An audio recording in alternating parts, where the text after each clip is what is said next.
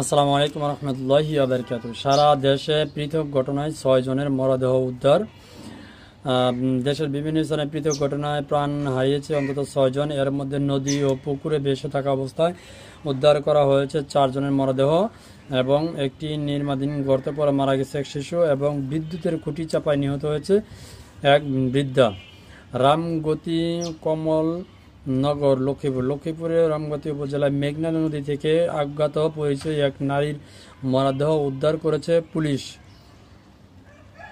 তারপর হচ্ছে কুলাউড়া মৌলভীবাজারে কুলাউড়া হাকালুকি হাওর থেকে নিখোঁজ 2 দিন পর লোকমান মিয়া নামের এক যুবকের মরদেহ উদ্ধার করা হয়। তারপর হচ্ছে কক্সবাজার সেন্ট মার্টিন নজরুল পাড়ায় নীল দিগন্ত রিসর্টের নির্মাণাধীন গর্তে পড়ে মারা যান মোহাম্মদ রায়হান সাদ নামের এক শিশু।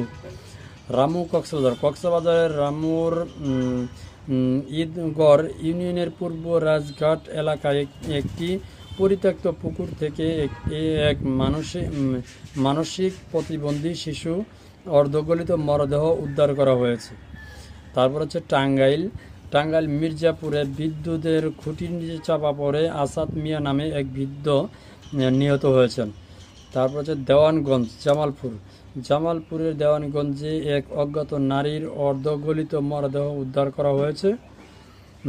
এই হচ্ছে 6 জন গত কালকে সারা বাংলাদেশ থেকে মরদেহ উদ্ধার করা হয়েছে এই 6 জনের। তো আল্লাহ তাআলা সবাইকে হেফাজত করুক, আমিন।